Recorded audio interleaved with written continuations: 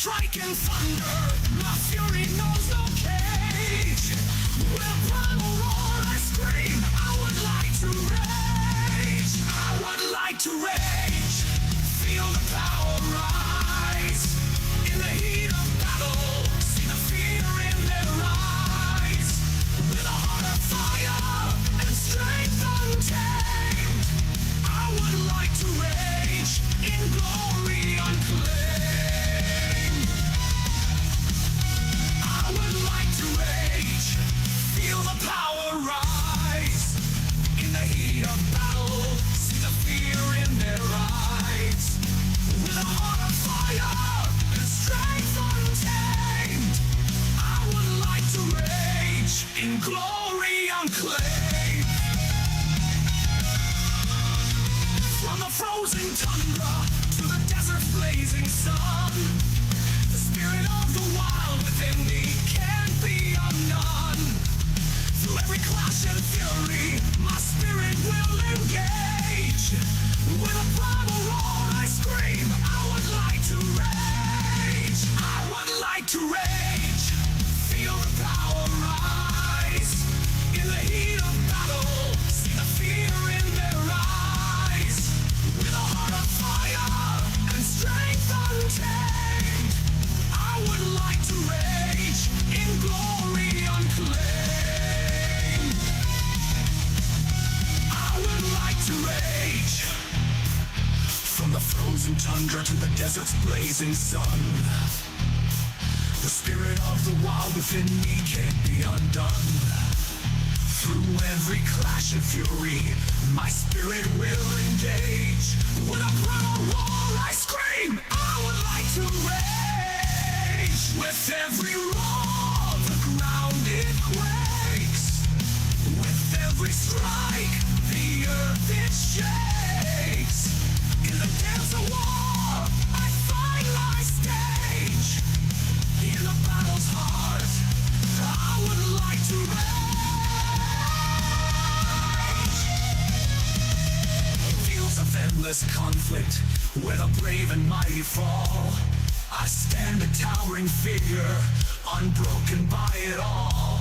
With the spirit of the berserker, my enemies I'll engage. With a primal roar I scream, I would like to rage. I would like to rage. Feel the power rise. In the heat of battle, see the fear in their eyes. With a heart of fire and strength untamed, I would like to rage in glory unclaimed. So when the call to battle rings out across the land, and the foes of darkness tremble upon my hand, with the force of nature, my wrath I'll disengage. With a primal roar, I scream, I would like to rage.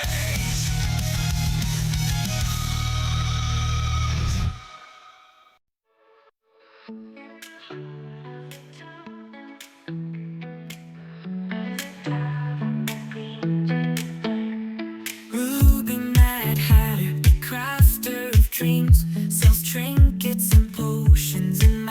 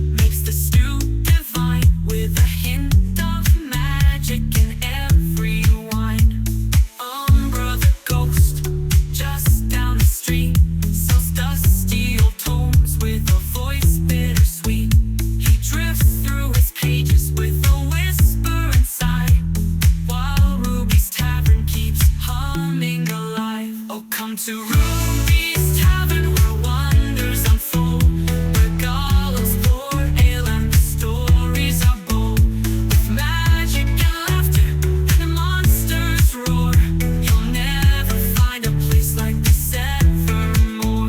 The fire burns bright, the night rolls on. Kaiju sings a deep rumbling song, with golems for waiters and potions that gleam. You'll find yourself lost in a fantasy dream. Oh, come to Ruby's Tavern where wonders unfold, where golems pour ale and the stories are bold. With magic and laughter and the monsters roar, you'll never find a place like this evermore. So raise up your glass to the Hatter and wife, to the golems who serve and the magical life. In Ruby's Tavern where the wonders flow free, a place where the weird is just meant to be.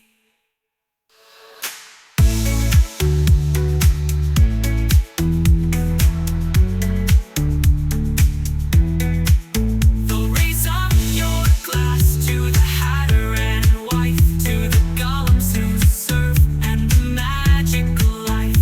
In Ruby's Tavern where the wonders flow free, a place where the weird is just meant to be. The town of the night, you'll never find a place like this evermore. Evil Ruby, Mad Hatter's life. On Twitch we sail, come join the dive, with games and chat and tales untold. In Ruby's realm, let the fun unfold. Oh, Ruby streams with laughter bright, by the glowing screen we set our sight. From fantasy realms to atheist fight, every stream is pure delight. Evil Ruby, Mad Hatter's life. On Twitch we sail, come join the dive, with games and chat and tales untold. In Ruby's realm, let the fun unfold. On the ocean wide, in the game raft, we build and float through the stormy draft, gathering scraps, crafting our craft. In Ruby's stream we share a laugh. Evil Ruby, Mad Hatter's life. On Twitch we sail, come join the dive, with games and chat and tales untold. In Ruby's realm, let the fun unfold. With a hat so mad and a heart so grand, Ruby guides us through this digital land. In the chat we cheer and make a stand for the finest streams in all the land. Evil Ruby, Mad Hatter's life. On Twitch we sail, come join the dive, with games and chat and tales untold. In Ruby's realm, let the fun unfold. So hoist the sails and spread the word. Rubies live, haven't you heard? Join the crew, be undeterred. In the Mad Hatter's world, we all get stirred.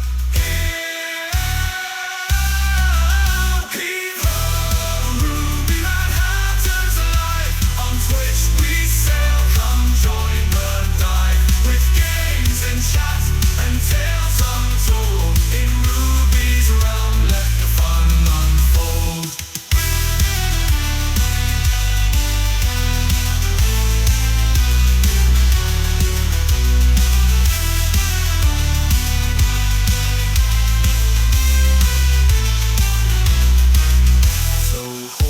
The sails and spread the word. Rubies live, haven't you heard? Join the crew, be undeterred. In the Mad Hatter's world, we all get stirred. Heave-ho, Ruby, Mad Hatter's life. On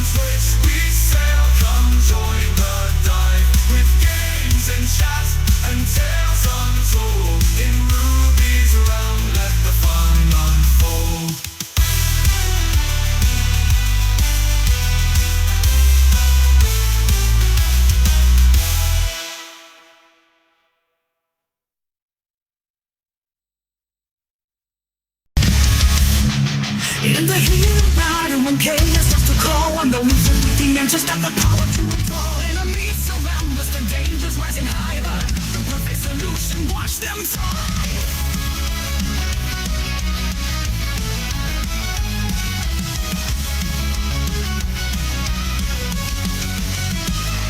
I cast fireball, run to the ground with a flick of my wrist. I'll turn the fire around. I cast fireball, feel the scorching flame in the world of magic. It's my claim to fame.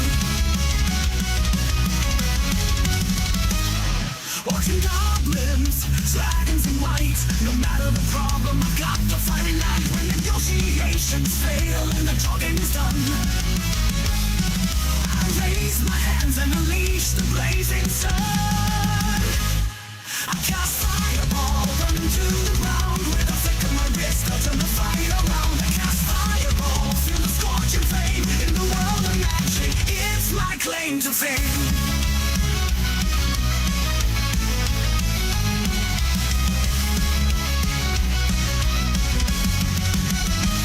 Orcs and goblins, dragons and white. No matter the problem, I've got the fiery light. When negotiations fail and the talking is done,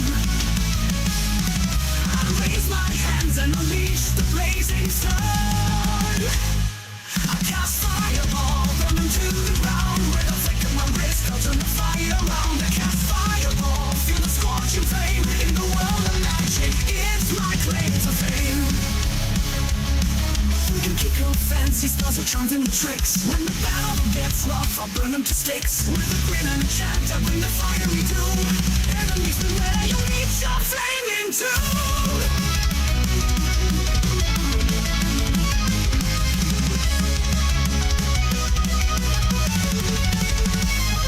In the tavern they whisper, they tell of my renown. The wizard with the fireball who burns it all down. When the chips are down and hope begins to fall, I step up with confidence and give it my all.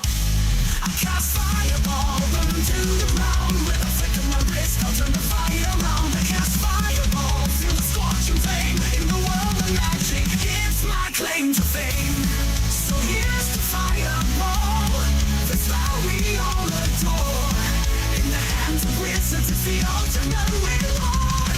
With a laugh and a shout, I'll light up the night. For I cast fireball and bring the fiery light.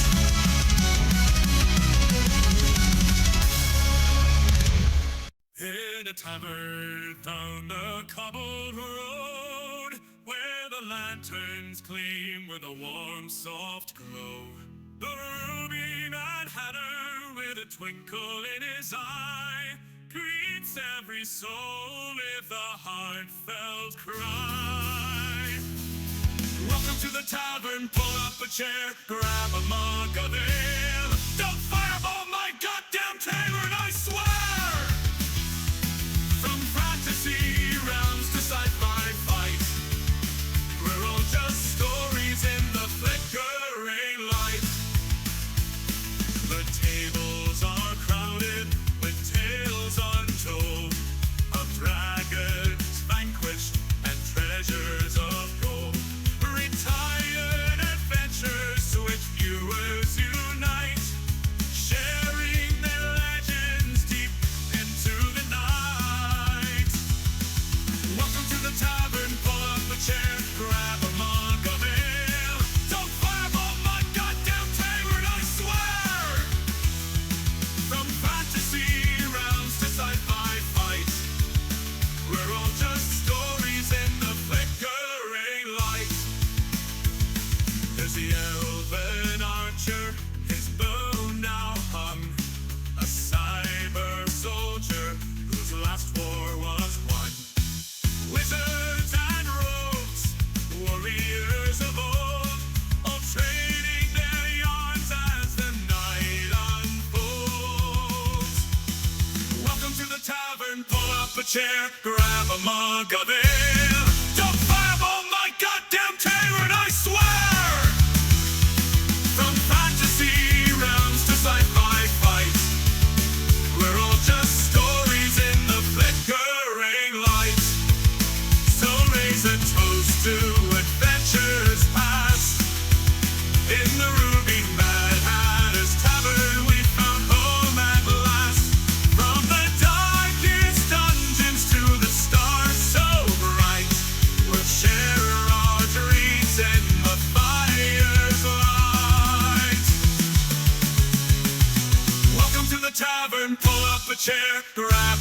mug of ale. Don't fireball my goddamn tavern, I swear! From fantasy realms to sci-fi fights, we're all just stories in the flickering light. We'll share our dreams in the fire's light. Welcome to the tavern, pull up a chair, grab a mug of ale. Oh my goddamn tavern, I swear! From the darkest dungeons to the stars so bright, we'll share our dreams in the fire's light. Welcome to the tavern, pull up a chair, grab a mug of ale. Don't fireball my goddamn tavern, I swear! From fantasy realms to sci-fi fight, we're all just stories in the flickering light.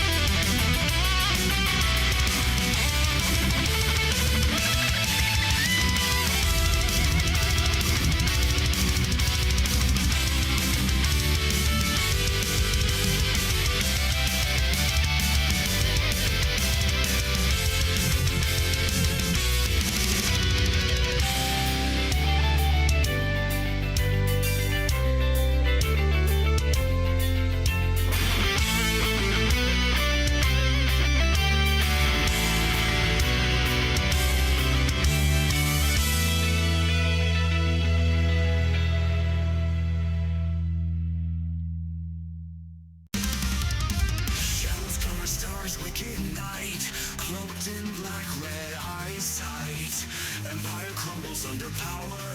Thunder rolls in a witching hour.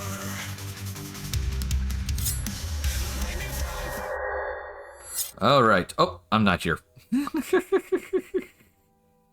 I'm not here, and I need to fix myself. Give me a second. I found a way to reverse direction on my guy. So that, yeah, there we go. I can actually switch directions now. Woo! Yeah, I know. It's an upgrade. Woohoo! About face. About face. Oh man, I almost made me want to start singing cadences again. Jesus Christ. The worst one I remember was when I was in the medical ward. I remember this clearly. And this is you gotta try and remember, this is the military. So PC is not always, what is foremost in mind. Yes. But I forget, there was 2 cadences I remember clearly. The first one was for medical ward, which was cripples, crazies, crutches too. We got asthma. How about you? Wow. Okay. Yeah, that was for the medical ward people. The standard march was left, your military left. Your civilian left is on your right, up your ass and out of sight. Wow. Yeah. Don't ask. The military's weird.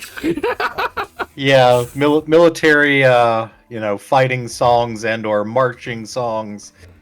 Very, very off color. Very off color. Very, very off color. All right. So welcome everyone to Tabletop Tuesday. Welcome. I want to welcome all the raiders that came in with It's Wallace. Welcome. My name is Ruby Mad Hatter. I'm a variety streamer, mostly focusing on fantasy, RPG, sci-fi, simulation, and strategy games. That's my wheelhouse. With TTRPGs as my main focus. I'm usually partnered here with my friend Candid Gamera. Indeed. Hello. Who is our science kaiju. I've got a beaker and everything. Yeah, you got a beaker and Goggles. safety goggles, so you know he's legit. The only way he could be more legit is if we could put a lab coat on him, but I don't think one would fit.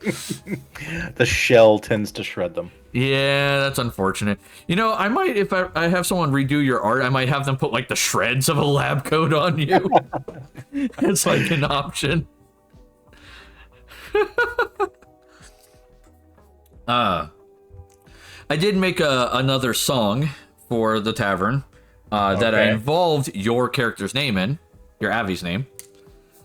So there is that. So we have a line in there talking about the science kaiju from the ocean. So that was a fun little thing to work on. So there is that. A couple announcements before we get into, what we're actually talking about today. Announcement number 1 is, of course, our sponsors, Shockbite Gaming Servers and W Energy Drinks. Links are down below. If you use W Energy Drinks, use the code RubyMyHatter. You get 10% off your purchase. Tea Support Queen asks, what is on today's agenda? Well, today's agenda, we have several fun topics. And to give you an idea of what's going on with them, it is Castlevania. Nintendo has made it in the news. Skyrim has made it in the news. Dragon Age Veilguard. Bandai Namco has made it in the news. Yeah. Tatsumu, Noriburu, Tatsumu, whatever. The big famous Final Fantasy composer. That guy. I can never pronounce his name to save my fucking life. He's in the news. Dragon Ball Z Sparking Zero is in the news. Yes. Activision Blizzard is also in the news, as well as Microsoft. The video game SAG-AFTRA. AFTRA. They're in the news. Asmongold is now also in the news. So that is the topics for today that we're going to be going over. And then once we get all them done, then, we'll be probably using the wheel to finish off whatever is left.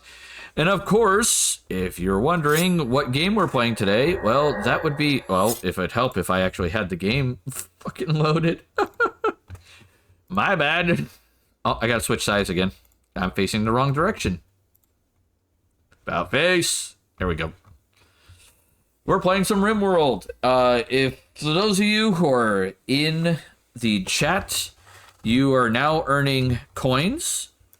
From Rim Connect. You'll have to make sure Rim Connect is turned on for you. It's a little overlay. You have to click on it, all of that stuff.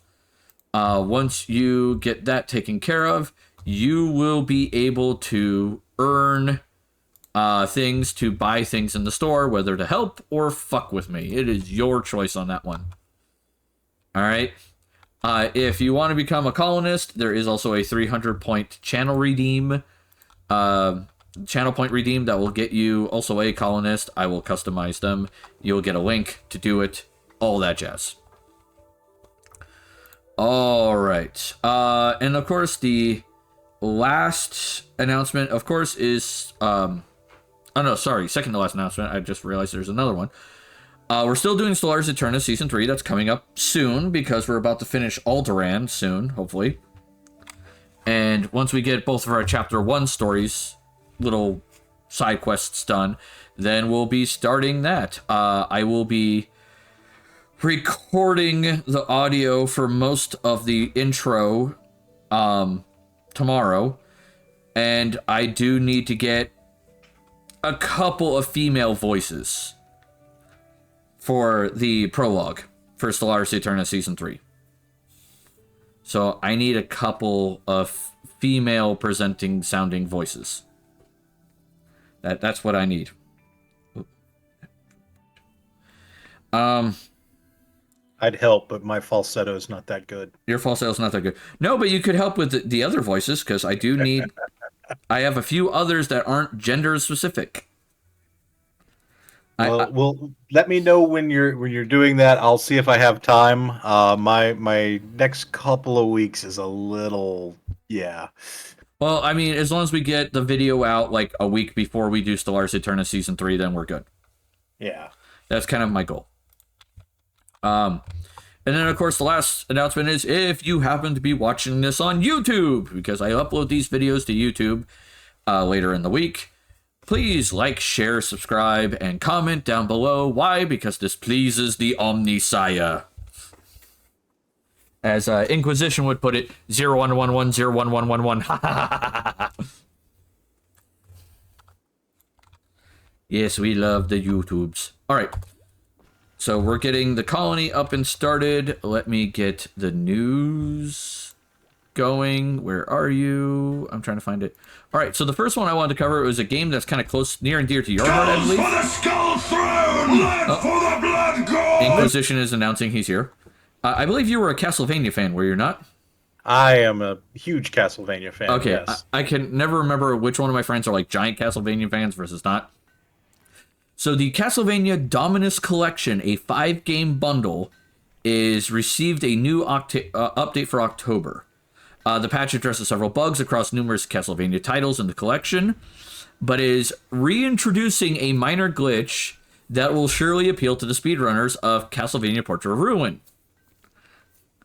I don't know what the minor glitch is. It doesn't say. It just says it's re-adding that minor glitch that was for speedrunners. Okay, maybe something to do with the character switch mechanics that was... Yeah. This collection apparently includes Castlevania Dawn of Sorrow, Portrait of Ruin, Order of Ecclesia, and 2 bonus games are the original Haunted Castle and the Haunted Castle Revised. Yes. Give me a second. New artwork for Order of Ecclesia, Gallery mode, fixes a bug in Dawn of Sorrow. When playing Julius, the mode gets a mode unlocked by getting the bad ending of Castlevania Dawn of Sorrow. Several bugs, and reintroduce a minor glitch in Portrait of Ruin.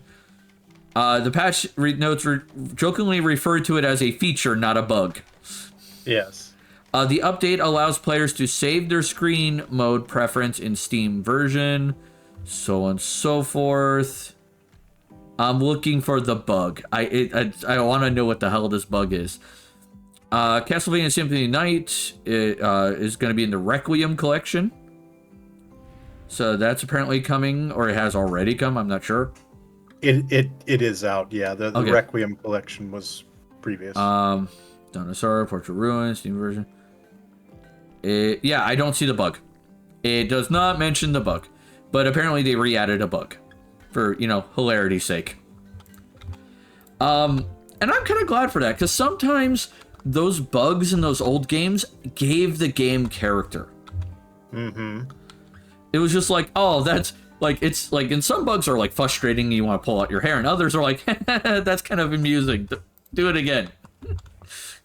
Yeah, and honestly, if I was updating a game for a new console or port, and there were bugs that were used to do amusing things or for speedrun purposes, I'd probably err on the side of keeping them just because they are interesting. Unless it's something that was likely to crash the game. Yeah. Or in which case, then you slightly tweak the bug so it doesn't crash the game, but you leave the essence of the amusing part of the bug in. If possible. Yeah, sure, if possible, yeah.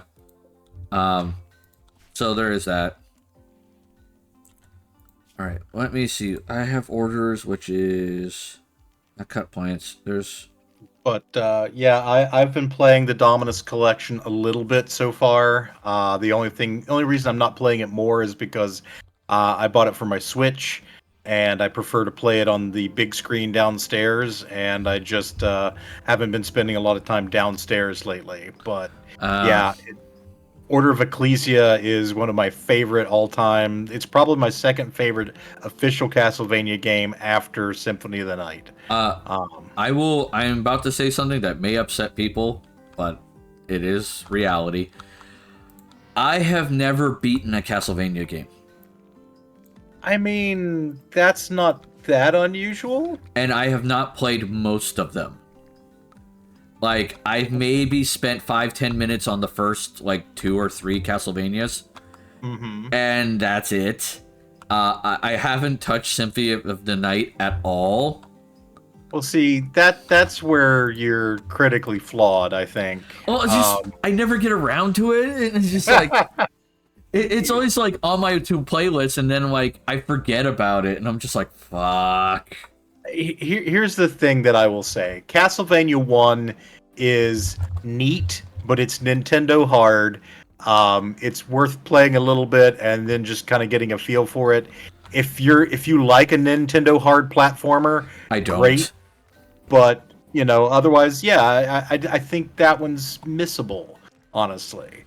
Yeah. Simon's Quest, the second one, gets a lot of shit, but it introduced some interesting roleplay elements. So, you know, it's kind of the weird cousin of the early games, but I think there's some charm there. Castlevania 3 is really when it starts to kind of fire on all cylinders, because you've got a slightly less annoyingly hard platformer. You've got multiple characters you can switch between. It's really starting to just click. And then Castlevania 4 or Super Castlevania is basically a remake of the first game, but with like updated graphics, better platforming, and like complete 8-way whip directions, because you can actually like hold out your whip button, the whip just whip it around. And just whip it around, which is great. I did, like, I've played that one a little bit, like, for, like, 5-10 minutes, and I literally just did that with the whip. I was like, just helicoptered it around. I was like, this is fun. I like this. Now, from my understanding in Castlevania, there's one enemy that is, like, the most annoying little shit ever. I mean, it depends on which game you're playing. From what I've been told by other Castlevania lovers, it was the fucking Medusa heads. Ah, yes. The Medusa heads certainly, yeah. The problem with the Medusa heads is, of course, if they hit you, you turn to stone. And, you know, well, at least in the later games, you can shake your way out of that, but you can really get yourself into a real nasty stun loop there. Yeah, because another one comes flying by and then hits you, and then you get stunned again, and rinse and repeat. And of course, in the early games, they didn't turn you to stone, but they had a tendency to come along as you were jumping in midair. And especially in the first one, getting hit in midair just you just drop straight down, don't you? Yeah, I think you do. Oh, jeez. It's you might fly backwards, but you lose control, and you can definitely end up like falling off a platform there. Oh wow. Okay, so Addie says you need to play Dr. Jekyll and Mr. Hyde. There's a game. I figured there'd be a game for that. I'm guessing it's not good. I'm not familiar with. Oh, she's gonna. He's gonna redeem some coins and force me to play it. All right, I will have to find it. It's for NES. Oh, goody! That means I have to dust off the NES emulator. Indeed.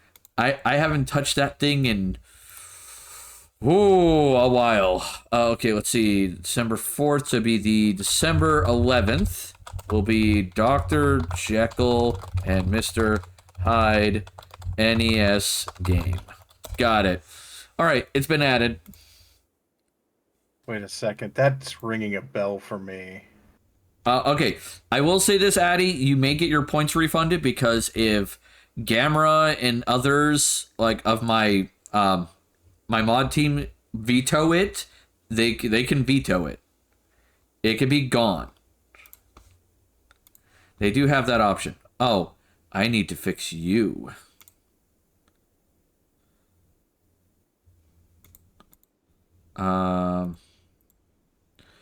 Because you're facing the wrong direction, friendo. And I fixed you as well. So this one is speaking. Okay, speaking. There we go. And then we have non-speaking. There we go. Let's see. Jekyll and Hyde NES. There we go. All right. So you should be facing the right direction now. Nope, you're not. Why not? Oh, Angry Video Game Nerd has reviewed it. Yeah, that's what they were saying. Oh, yeah. Episode 1. Sorry, I wasn't even looking at chat. I was just looking at the Google results. Oh, yeah. So it looks like it's a sort of similar to Castlevania vibe. But yeah, I like the Castlevania aesthetic, but really it's Symphony of the Night that just clinched it for me as an all-time favorite. I like Castlevania's all of them but the first one. Okay. The first one annoys me enough that I don't care for it, but every of the other ones I like, but I love Symphony of the Night and most of the ones that follow in its example. Fair enough. And I mean, you played Super Metroid, right? Yes, I haven't beaten it, but I've played it. Okay. And of course, I got a fair ways into it, but I did. Yeah. But I didn't get to rid. I think I killed like 2 bosses, maybe 3. There you go.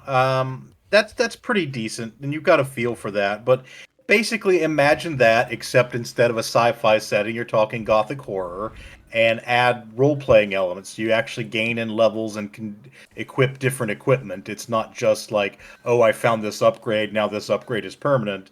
It's like, okay, I found this cool sword. Is it better than my other sword? Well, it's faster, but it has less reach, so you have to make that decision. Neat. The depth of the gameplay is what really gets me.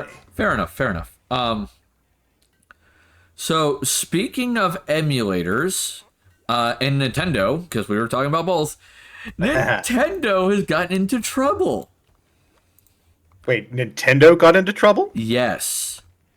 The Kyoto Museum exposed Nintendo for using an emulator in their display at their museum.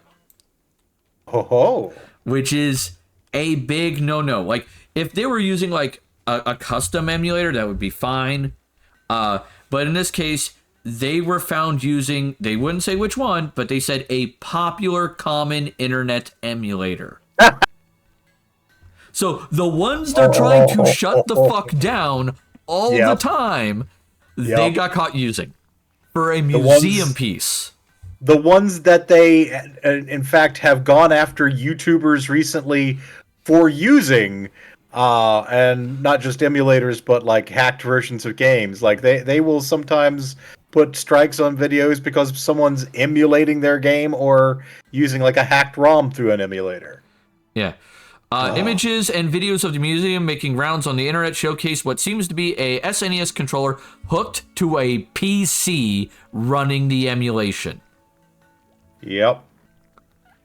Damn. Yeah, so talk about some gaslighting bullshit. Yeah, that's pretty fucked. Have you ever heard of Desert Bus? That's now... Yes, I know Desert Bus. It is one of the worst games that have ever come out. And trust... Addy Bear, are you just trying to hurt him? Apparently, no. Desert Bus is one of those games that have been banned. Okay. The reason why is the premise of the game is you're driving a bus from two different cities in the desert, Uh-huh. and it's in real time, Uh-huh. and it's just a straight desert road the whole time for 12 plus hours or 8 hours. Sorry, it's 8 hours. My bad. Okay, so this is a tedium game. Yes, it will literally bore you to tears. Okay, so I was thinking worse things. Now, what makes it even worse is if you have to keep fixing your bus's steering because it'll go random directions. You can't pause the game. Of course not. If your bus stops or if your bus goes off the road, and you have to hold down the button for gas as well, mind you. Of course. You are automatically sent to the beginning, and you are towed all the way back in real time. And you have to start the entire trip over again. Oof. Yeah, it is a terrible game. It is not in my top 10 of worst games in existence, but it is at least in the top 20. Yeah, that's a big fuck that shit for me. Yeah, when I've mentioned that to like Anne, and I told her like how bad that game was, she goes, "No, that's an instant veto. Like it's never getting played." Well, since Danny was misbehaving earlier, you could say his punishment is to play that game. Moral compasses are a wet wheel. Give me a second. There's some check-ins Every going on. syndicate in the city wants your head on a stick. All right. Hey, Mez, thank you for the check-ins. You have a good sleep, okay? Get plenty of rest. Yes, I will drink some water. No, we are also not forcing my son to play Big Rig Racing. Because that's a game that makes basically physics weep. Yeah, I think I've seen clips. Yeah, you're like a big rig driving through a mountain, except there's no tunnel. It's like, wait, what? Or my favorite one, you can drive up an almost 90-degree cliff. Yeah. Like the fuck? It's like Big Rig Racing brought to you by Spider-Man. Oh yeah, and you go faster backwards. Of course, yes. If you drive your truck backwards, it goes faster because of a glitch. It's like, what the fuck? There are other fun, weird, like shitty games from like the day. Oh my god, I got Mad Rats. Mad Rats. I got a lot of Mad Rats. Oh boy, that can't be good. You are sleeping, so I'm gonna leave you alone. All right, we're borrowing everybody but the child and the vampire. Wait, what the? Oh, you can't fight, right? One person has the inability to fight. That's fair. All right, where are the rats? Looks like.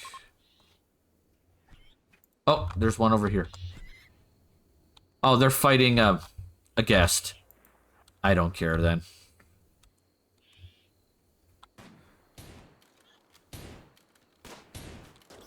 Yeah, we're gonna be killing some rats.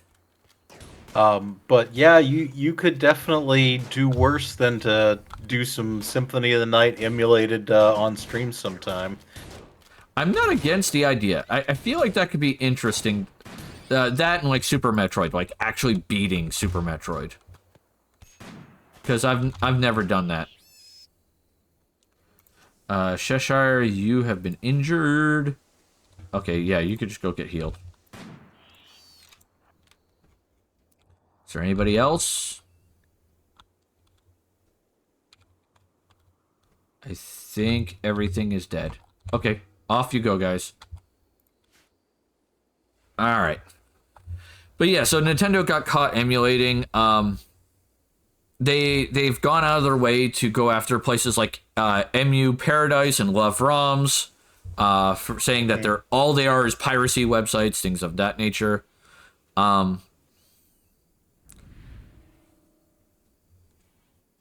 Basically, where's one for? The recent video of showcasing the company breaking its own rules with emulation came across like a train wreck. It is unlikely the company will issue any official statement. Instead, most likely figure out a solution behind closed doors as the incident fades away into the depths of the internet. Because let's be brutally honest, there are other crazier shit going down, and most people who know Nintendo's gone, it's Nintendo. They hate emulation and they basically use what they hate. What a shock. There's an online forum that I'm on, and it's not really about anything in particular, but there's one of the people who participates in it who is a Nintendo support employee, and anytime anyone grouses about anything Nintendo, this person is just like, you shouldn't be talking about that, because they're just like the biggest Nintendo stan in the world. It's so frustrating because it's like, no, Nintendo does some bad stuff. You got to let other people vent about this because this isn't, corporate criticism free zone. Yeah, like corporations do fuck up. Yeah. In some cases, frequently. There are some things Nintendo has done very well. There are many admirable qualities, but there's also a lot of shit. Oh yeah. Speaking of games fucking up, you're gonna love this next one. Remember how I said Skyrim made the news? Skyrim's lead designer admits Bethesda games lack polish. But at some point, you have to release a game, even if you have a list of 700 known bugs. I mean, yes. Those are all true statements. Just not together. But, there is such a thing as blaming the problem, which is, arbitrary deadlines and crunch. Yeah. If the game's not ready to release, don't release it yet. Yeah, don't fucking release it. Like, how difficult is this, guys? It's basically your CEO and board making decisions like, we need this arbitrary number this quarter or else our stock's going to go down 10 cents. Well, fuck you. Yeah, you know what? You're in a creative profession as a business. Creativity is not always on a fucking timetable. Yeah, creativity is not always on demand. Sorry.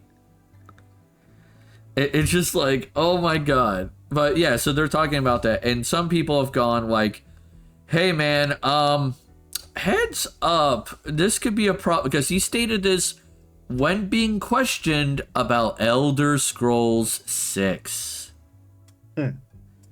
So, yeah, oh boy.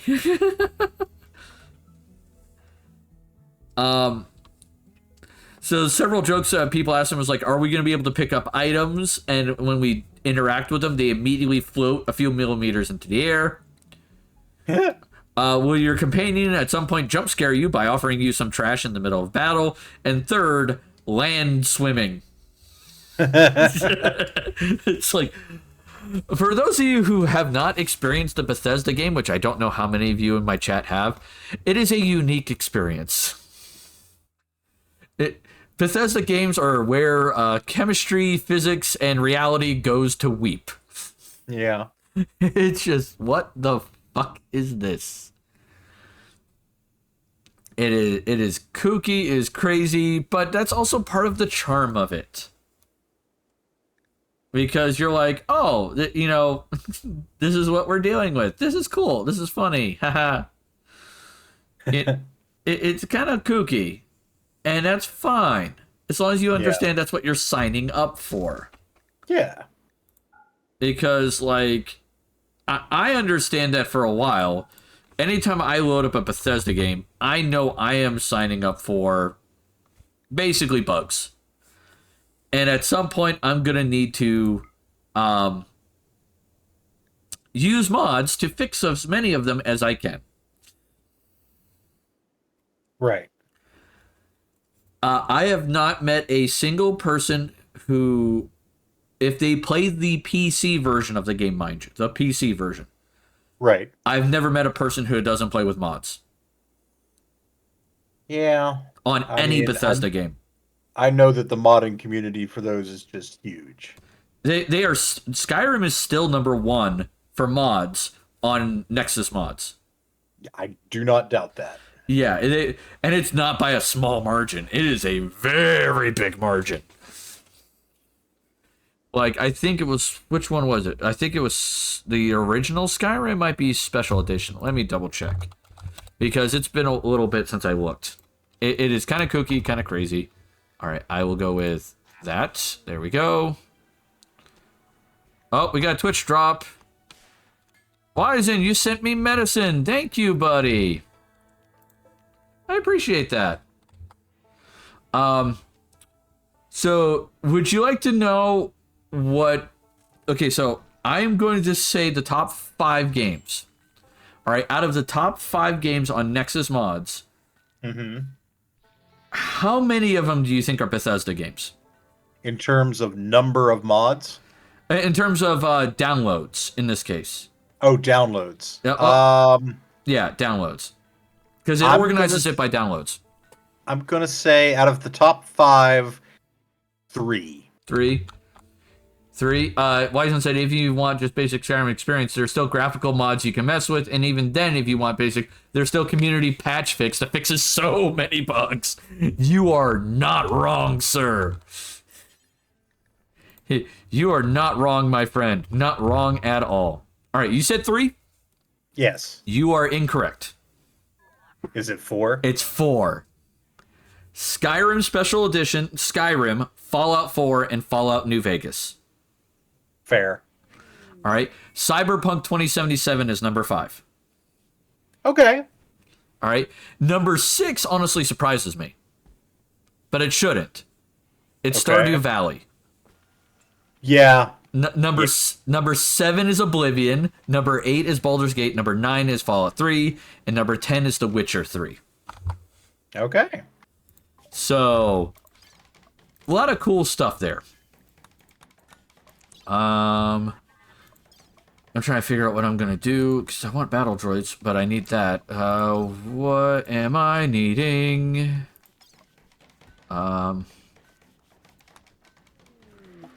Let's see. Let me pause for a minute. Modern furniture. Oh, that could be cool, but it's not what I need. Oh, work attire. That could be useful. Okay. All right. So, Skyrim Special Edition. You know what? I'll go from bottom to top, right? Witcher has 152.7 million downloads. That's Witcher 3. Fallout 3 is 178.4 million. Baldur's Gate 3 is 221.4. Oblivion's 302.5 million. Stardew Valley's 432.7 million. Cyberpunk is 460.3 million. Fallout New Vegas is 684.3 million. Kind of a big jump there. And then we hit Skyrim and Fallout 4, which are almost 2 billion downloads. And Skyrim Special Edition is 5.5 billion downloads. That's just on Nexus. That is insane. That is some wild shit, my friend. Oh, a love enhancer. Okay. That could be kind of cool. What is this? Enhanced sexual satisfaction. Bionics are no exception. This implant makes physical and chemical changes to the body, which enhances the experience of loving for both partners. Both physically and psychologically. The implant can adapt to enhance both men and women upon being implanted. So it's ribbed for her pleasure, apparently. God damn it. Okay. Apparently, I only have one married couple, so I don't know if that's going to do me any good. Wizen, are you trying to get that implanted into you? Let me check. Oh, I mean, he's learning. He was a shitty person, but now he's got some decent skills now. He just can't cook. Anyway, so yeah, that was Skyrim. Skyrim was getting some fun little shit to go in there. So there is that. All right. The Dragon Age story I was going to cover real quick is not really a big deal. It's Dragon Age the Veilguard launch times and preloading information has been really revealed. All right. So essentially, it's very much like, hey, this is our timetable for getting things done. All right. So If you want to look that up, you can. There's a lot of basic information, but they plan on launching the game essentially October 31st. Mm-hmm. That is the date they have picked. So they're going to do it on Halloween. So Dragon Age fans rejoice. I feel like that's fair. Yeah. And, like, guys, have fun with it, all right? Don't get me wrong. I love Dragon Age. I think it's fun. I think it's a great game. But don't get me wrong. It's not exactly my game. Right. Like, I love the first one. I hated the second one, and I have yet to play the third one. So, there is that. All right. Oh, I have a drug lab now. Yay. All right. So, we're going to say medicine times 4 until I have 100 medicine. I just wanted you to have an item that you didn't know what the fuck to do with. WTF, mate. All right. We're going to make some go juice because I'm going to need that. Because eventually I'll have Huskars, and I think they require go juice. I want to say. And I will put several drugs in the thing. We're going to make birth control. We're going to have 100 of that just to be safe. Fertility boosters. We're going to have 100 of those. 100 pregnancy tests to make sure that everybody is, whether or not they're pregnant. Actually, for the most part, for the drugs, I'm going to lower those to 100. I don't want to go overboard on making those. No, wait. I do for one reason. I can sell it. Yep. Yeah. That's a thing. What was that, Gamera? I said fair. Yeah. And I can make a medical bag, and I'm just going to have 3 of those at any time. I don't want to make cigars because that requires gold, which is really expensive. Yeah. And if I get tobacco, I will also make cigarettes. All right. So, what other video game topics did you have in mind? For corporations, they're doing fucking stupid and making everybody's life worse. Bandai Namco just canceled multiple games and laid off a ton of staff, apparently. Oh, I had not heard about this. Yeah. They canceled several titles, including games featuring One Piece and Naruto licenses. In addition to those games, reportedly an unnamed contract project with Nintendo has been shut down as well. Huh. Coinciding with projects being terminated, say the company is taking a traditional Japanese approach to reduce staff by sending workers to rooms which they've been giving nothing to do and putting pressure on them to leave voluntarily so they don't receive any form of severance. Wow, that is fucked up. This method is commonly referred to as Odashibebiya. Fuck, I don't know. I'm going to put it in chat. Yeah, copy and paste it. I'll make a guess. I put it in the Twitch chat. Oidashibeya. Odashibeya, okay. Odashibeya. Meaning expulsion room. This result has led to almost 100 resignations, but the company insists no tactic is in place, even though the people who are quitting are saying they are doing it. I don't know if a company sent me to a room with nothing to do, but it was still obligated to pay me. I kind of just dig that. Yeah, but that's us here. That's true. I mean, the cultural expectations in Japan, little different. Yeah, a little different. They do expect people to, like, people expect to work. They want to earn their paychecks. Yep. And there isn't that, oh, like, hey, we're still paying you. It's like, nah. Over the summer, they shuttered their Tales of Ray's mobile game, and they're taking down their MMO game Blue Protocol. Or Protocol. Whatever it is. And then they talked about Dragon Ball Z Sparking Zero, which I am about to bring up next here in a second. Yes, please do. Because we need a little bit of a what's more looking for? a pick me up after all that depressing news because I feel bad for the workers in that instance. I absolutely do too. It's shit. It's unfortunately very common. It seems like in the tech industry and in the video game development industry. I think Microsoft recently had some more layoffs. It's just like, man, at some point you have to figure out exactly how many employees you need on a consistent basis because this jerking people around shit's got to stop.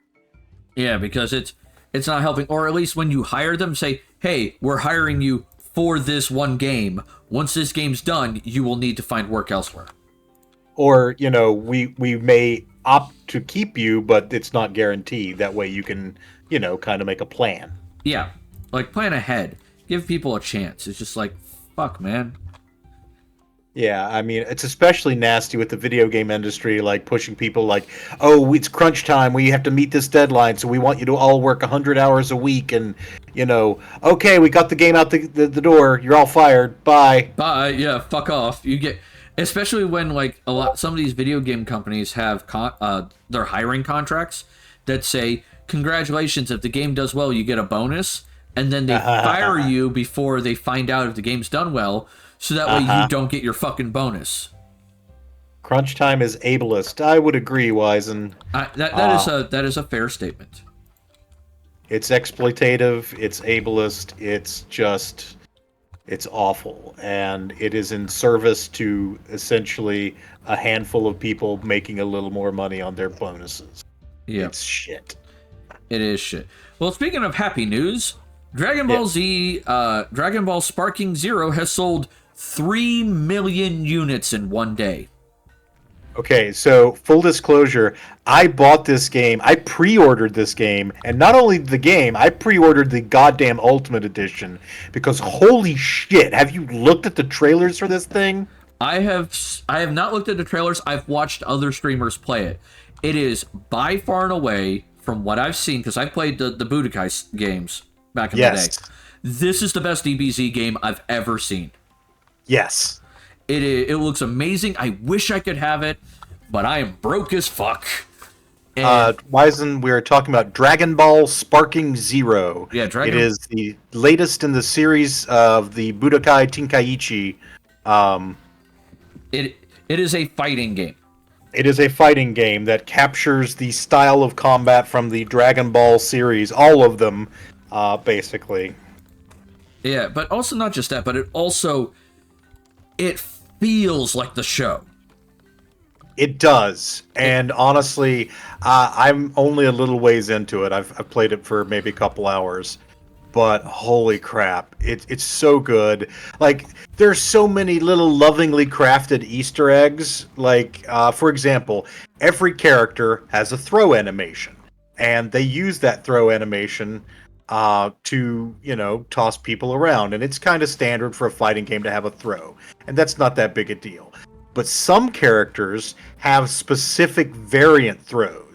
So, like, if you're using Broly and you're near a rock wall, instead of doing his normal throw, he'll, like, smash the character's face against the wall and drag them along like he did to Goku in one of the movies. Yeah. Did you?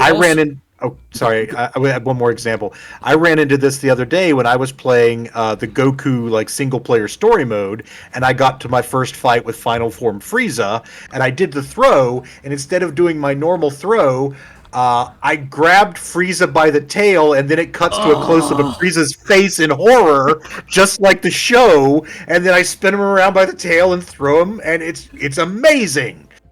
All right. So did you know that there's also a mode in the game called Girl Talk? Yes. I love that. I love that they added it. It was it's Bulma, Chi-Chi, and Videl. Yes. And they have a comment about every single character in the game. All of them. Yes. Basically, if you go into gallery mode, you can look at all the characters you've unlocked, and each one, there's a button you can hit to activate Girl Talk, where they will have some kind of sassy comment about the character or something that the character makes them think of. Yep. I saw the one where they talked about Zarbon. Okay. And they called him, like, creepy, but he was still hot. He's like the hottest creepy guy you'll ever meet. It's like, okay, that's great.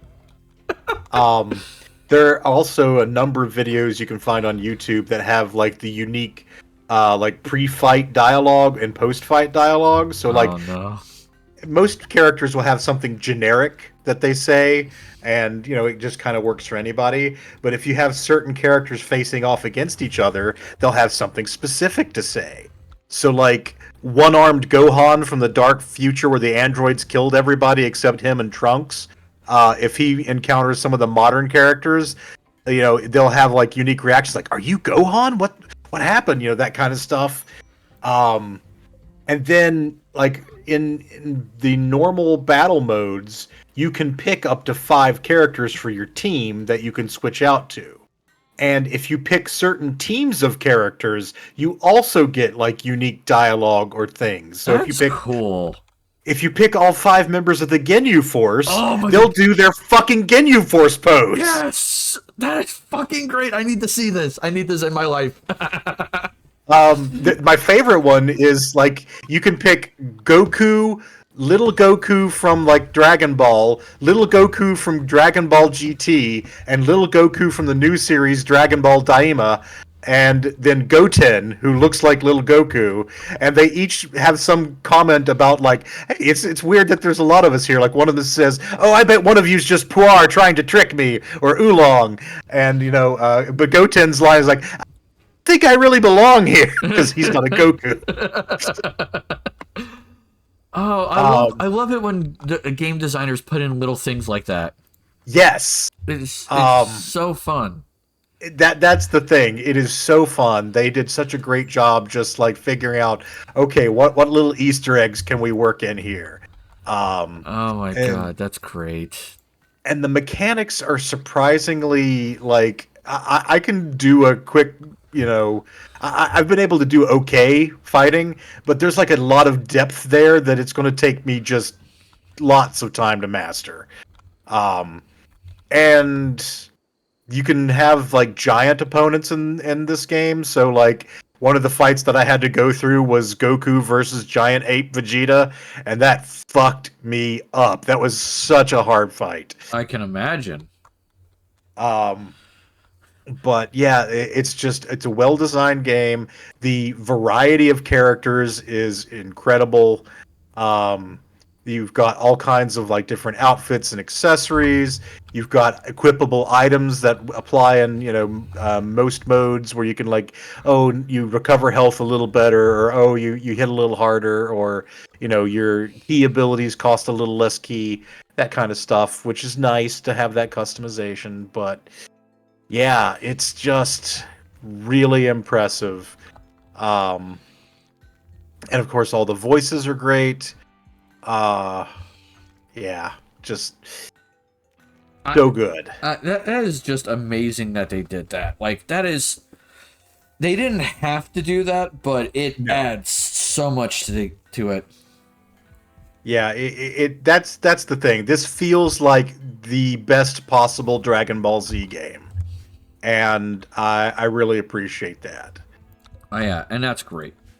Like, don't get me wrong, I'm not usually big into fighting games. Like, the Budokai series was kind of different for me. Like, I did enjoy playing it, but I wasn't an expert at it. Marvel vs. Capcom, I got some enjoyment out of, but Sure. Same thing with Mortal Kombat. The early days, I was like, this is kind of fun, but not great. The big series fighting that I enjoyed was Soul Calibur, at least the first 3. I love the first 3. I haven't played 4, 5, or 6. Even though I have 6. Yeah, 6 is good. 5 was a disappointment. That's the only one that I was just like, meh. That's what I heard. I heard 5 was kind of meh out of 10. Yeah, I mean, it's not terrible, but it's like, hey, we've done the same characters for 4 games now, or technically 5 because of Soul Blade. Maybe we should advance the timeline and get rid of some of our classic characters. Like, no, don't do that. No. These characters are why people play Soul Calibur. And they put people back in who are like those characters who have the fighting styles, but it's like, no, I don't want to play the guy who fights like Keelik. I want to play Keelik. Yeah, I want to kick people's ass with the bow staff. Yeah, it's just like, come on, man. I think I've mentioned this to you before. You've noticed one of the patterns with one of the characters, Ivy in particular. Uh-huh. As the number of the game gets bigger, her boobs get bigger, and her fighting skill set gets shittier. I wouldn't know about the second one, but definitely she's boosting the top there. Yeah, like to almost like, I think it was 4 or 5. I looked at it and went, that is just fucking ridiculous. I mean, like, fucking ridiculous. The problem there is, anatomically, you do have some people that big, but yeah. It's not that it's unrealistic, it's just like, holy shit, this is the focus. yeah, one is the focus, and 2, it's like, she didn't start that way ever, and it just seems to keep getting worse and worse. Yeah. It's just like, no, stop this. Just leave her as she was in like 2 or maybe 3. I'd be okay with 3. She shouldn't have like a chest so big that I'm fairly certain there could be a combat move of suffocation. Like, goddamn. Alright, so those guys now have... We have someone coming down that's being problematic. Can you fight? Yeah, you can fight. You have... Where's your gun? Oh, you don't have a gun. Oh, one of my characters is not armed. Okay, well, we can fix that. Oh, we don't plan on having you fight more often than not, so you can fight, and you will fight, and in this case, go there and melee attack that container, because I want it steel. Everybody else, if you'll be so kind, is to exit outside here and shoot the crazed alpaca coming at us. Oh, yes. Alright, so, more in video game news. God, what is his name? Nobuo Itatsumu? Nobuo Uematsu? Nobuo Uematsu. The Final Fantasy composer? The Final Fantasy composer. He is going to be no longer making video game music. Retiring or just... He's moving away from retiring. video game? Okay. Yeah, he is fully retiring from composing video game music. He's no longer going to do it. I'm going to give you a couple of short videos from Dragon Ball Sparking Zero, just in direct message if you want to take a look at them, either on stream or later. I will, if we have time to do it on stream, I might do it on stream. But if not, I might just do it later. Yeah. There is that. Alright, so now we have Ange fighting this thing to give me some steel. So there's that. So, he's leaving. I am sorry to see him go, but, I mean, he is getting up there in age. Yeah. So, retirement is understandable, especially at his age. And I wish him well. He will be missed. Alright, who is... Turtle. You're the cleric. You know what? That's funny. We'll go with that. Let's see. Do I have... Yes, I have a room to do it. The question is, do I have the medical stuff necessary to do this without killing my people? Because that's the important thing. Furniture. There's nothing in furniture. Extended furniture. Soda fountain. Ambrosia into drinkable form. Okay, that's cool. We'll take that. God damn it. I didn't mean to do that. Okay. Alright, I've sent you 3 of relevant interest. Alright, excellent. I will check that out in a bit. I'm just double checking to see if I have anything medical related. Because I don't think I do. Yeah, I don't think I do. Okay. So, I don't want to take that risk yet. I want to make it safe for the surgery because yeah, operations, there's droid repair kit, surgical inspection. Oh boy. Remove tongues, da da da da. Install love enhancer. It requires 2 medicine, the love enhancer, and skill medical 5. Do I have anybody who has medical 5? That's a good question. There's. Yes, I have AP who's now woken up. Alright. So I think this is a possibility. Alright, so I wonder, can I select who's doing it? Alright. Let me delete that. Add bill. Install love enhancer. No, it doesn't say. Okay. So they'll do it when they do it, apparently. Alright. Love enhancer +1. Alright. So she's beating up that container to destroy it. So that way I have some more steel. Because that's what I'm kind of short on right now. Because I have an area that's not exactly known for minerals. So that's what's slowing me down, is not having enough metal.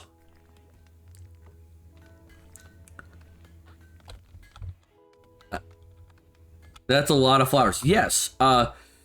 Seth, the flowers here are the trees for this area. Yeah, they grow several feet tall. Yep, they grow to the size of pine trees. Yeah. Yeah. So that is how this zone, it's called an idyllic god dang it, I forgot. Idyllic meadow or something, I think it's called. Build a tower? Why would I build a tower? Why am I building a tower? I need a reason for why I'm doing that. Yeah, idyllic meadows. I am confused. Because it's fun. Okay. I kind of wish you could build a tower. Because everything on here is on the ground. You can't build multiple floors. And that is one thing I wished Rimworld would fix.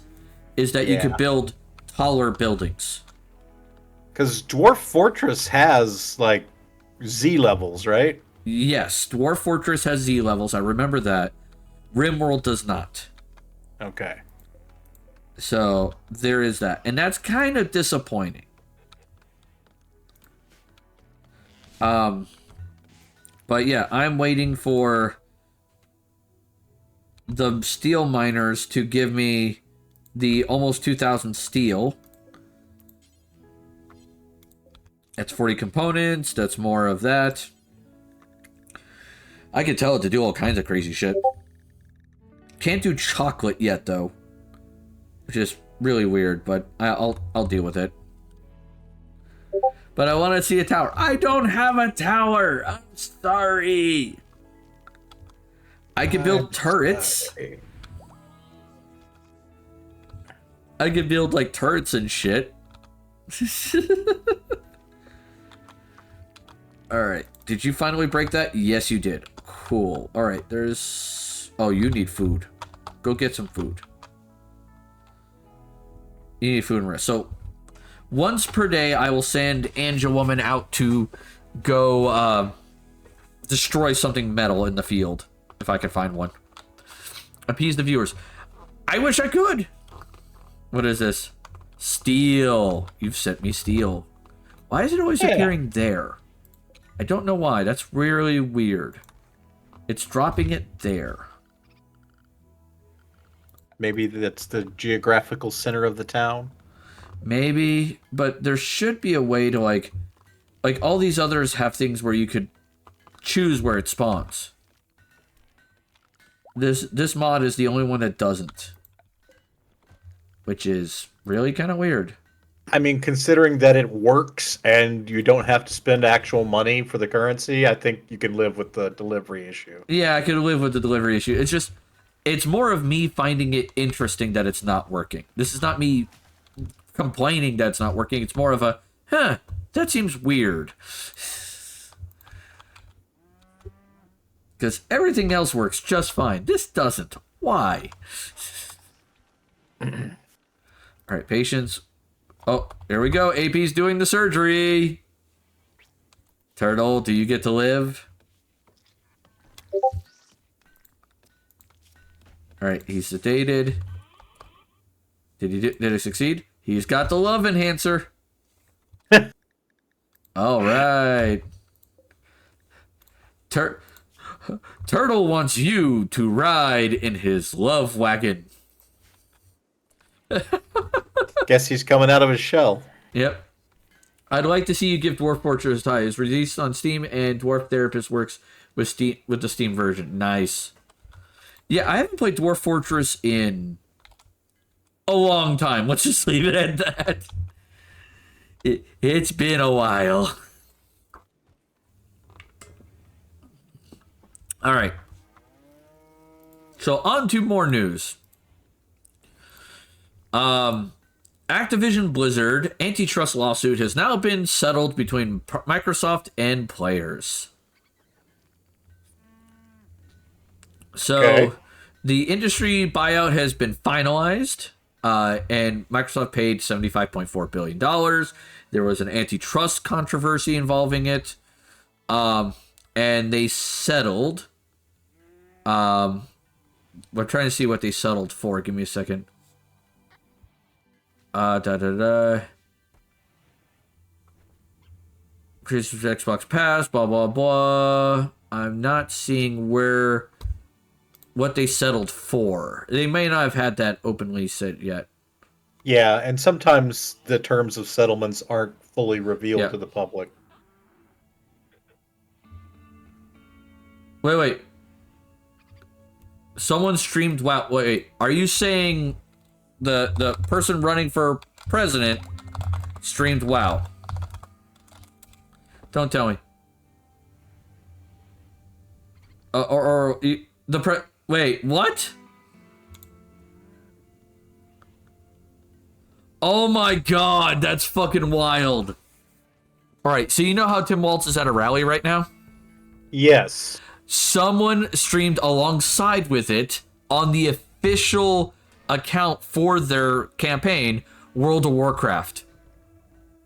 I'm looking at the story now. Oh my god, that is fucking wild. Oh man. Yeah, apparently the streamer Preheat was playing WoW at the split screen. Yeah, on their official account. Yeah. That is kooky. That is wild.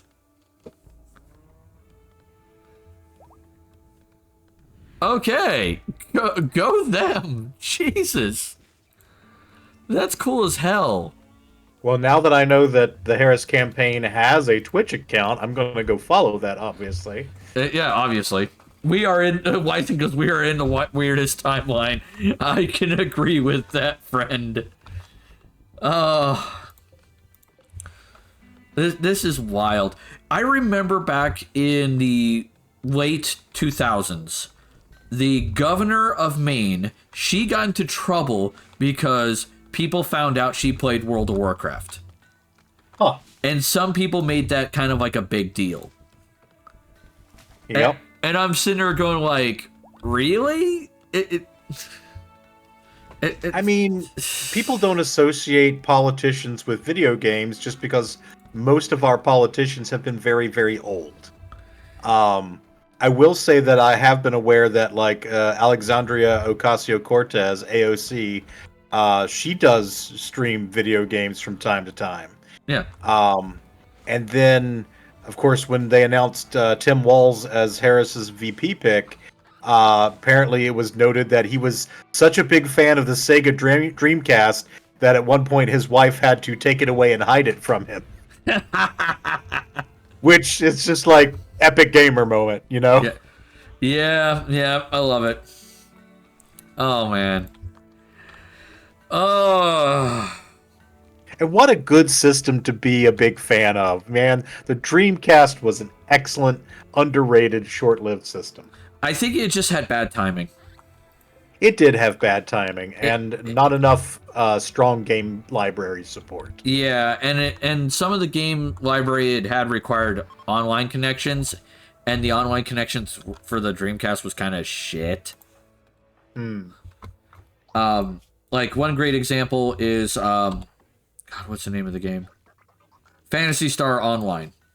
Ah, yeah. That is a classic. It's a great game, but son of a bitch, it requires a net connection to work well. And that's what ended up happening was it couldn't survive because it basically just, how do I want to put this? If your net connection was kind of shit, you died a lot. Yeah, long before the days of rollback netcode. Yep. During the dark times, during the Empire. Yeah, oh man. But no, I'm finding that cool that that's happening. That's a thing, and I love it. Oh, all right. So, other good news. Let's share some more good news. Video game actors and publishers are finally negotiating again. Yes, the SAG-AFTRA, of course, had their strike against the Hollywood studios for like film and television last year, Yep. and they resolved that. But then they had their contract with the video game producers come up for renewal, and yeah, they went on strike there. Yep. And I hope they succeed. Yeah, I assume pay rates are one aspect, but a lot of the things that they're striking about in these recent ones are the protections against AI replacing them, especially like, oh, we're going to hire you to come on set for a couple hours one day, we're going to do a bunch of recordings, and then just AI generate the rest of your performance and not pay you for that.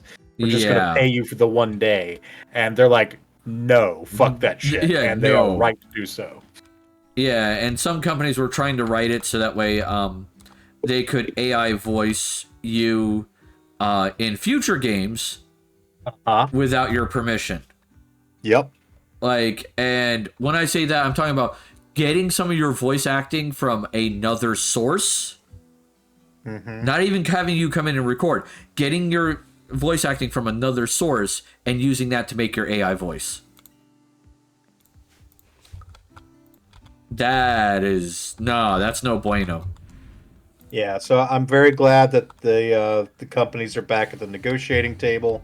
I wish the Actors Guild every success. Oh yeah. Oh, I've run out of room. Okay, we build another one. And let me put a zone in here for AP. Hey AP. AP, you're married now. Yeah, AP's now married. So And you installed a love enhancer for a guy. yeah, but not to AP or Maverick. AP and Maverick are the ones who are married. So there is that. So he's got a dick +1. Dick +1. Oh god. Alright, so there's manufactured medicine. It's herbal medicine I want in there. And that quill. Oh, I think these are fine. They don't require refrigerated. Nope, keep refrigerated. Alright, drugs. Yeah, drugs have to be refrigerated for the most part. I'm trying to find other things that have to be refrigerated.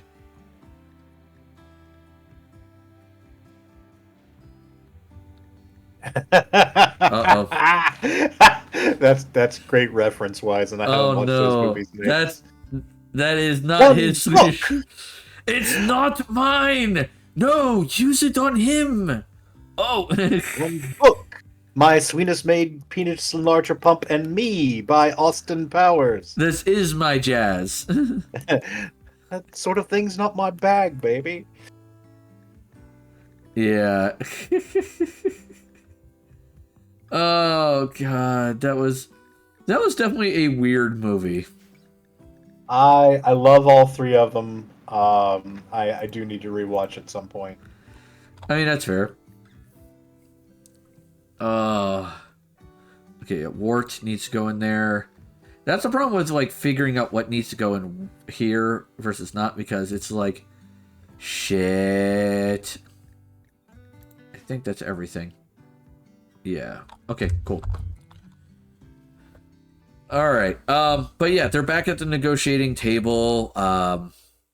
And there is hope that they'll be hitting. Negotiation resumed slowly. Announced, and the negotiations were resumed after SAG-AFTRA announced that it'll be adding League of Legends to its list of struck games. Yes. So perhaps Riot is just going fuck. Well, they introduce like 20 characters a month. They need voice actors. Oh yeah, and SAG-AFTRA also caught them saying that the company attempted to circumvent the strike by hiring non-union talent. Uh-huh. They tried to scab. Yep. So, fun times. Speaking of scabs, we're going to get into the next topic. Oh, hey. A cheese press. What the fuck? 45 cheese presses? What the hell? Okay.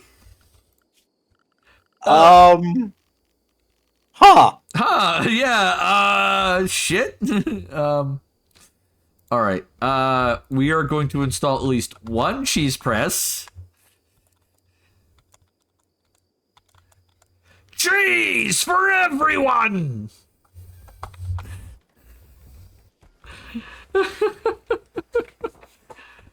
Okay, Wizen, I'm not sure what you were planning there, but we'll go with it. Like, what the fuck? Dairy to be different. All right. Link settings, link all settings. Okay, there we go. Yep, everything's the same. Good, excellent. And we'll build 2 more over there just to be safe for later. I have a plan. What plan is this? I don't have enough milk producing animals to use all these. I think my bow bee is the only one that produces any kind of fucking milk. Yeah. The bees, no, sorry, the yaks can also produce milk. Those things produce milk. Nothing else I have produces milk. No, I do not have a plan I'm aware of. Okay, that's great. All right. Speaking of scabs, good God. Yeah, choose auto quality, insert milk. All right. We have a Twitch streamer who has been banned from Twitch. Zach Hoyt, otherwise known as Asmongold, has been banned from Twitch for his racist rant about the Palestinians. Why are you sending me a boomalope?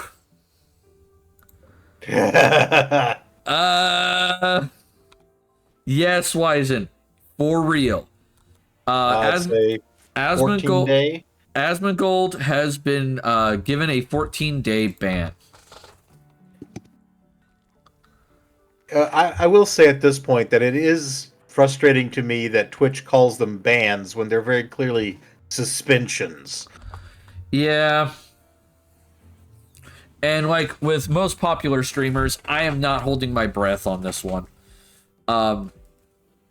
Because what was it he said that he called the Palestinians inferior? Yeah, he called them inferior. He claimed he was talking about Hamas. Right. But he did say their culture is inferior, their people are inferior, kind of like that gist. I don't have the exact wording, and I'm not going to repeat it. Yeah.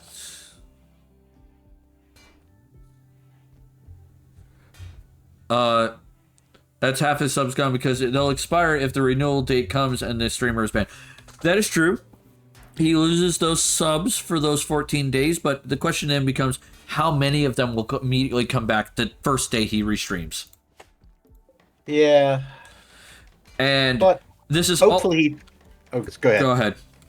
I was just going to say, hopefully he takes enough of a hit to learn a lesson. Hopefully. But this is, of course, assuming he gets all 14 days of a ban. Because, once again, not holding my breath. Because Twitch has this habit of, if the streamer is big enough, they do not enforce the ban for the full time. I mean, if you want any prime example of this, look at people like, for example, Amaranth, for instance. She, every time she got banned, it was, you were lucky if it was a day. Like, even a full day. Yeah. Because she was just that big of a streamer. So there is that. Like I said, I am not holding my breath on it, but at the same time, it's like, hey, it happens, and we can only sit back and hope that this one sticks. I will research guns. Alright, so you're fine. I need another thing to bash. And I know there's more out there. Those are clay pots, and I'm not Link, so I'm not going to smash clay pots. There we go. Attack that.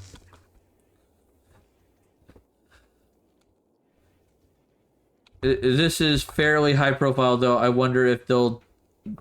What they'll do. Okay, fun times. But yeah, so it's a 14-day ban. He basically said something, and then, of course, he... How do I want to put it? He claimed to apologize, but he didn't actually apologize well, to put it bluntly. Yeah.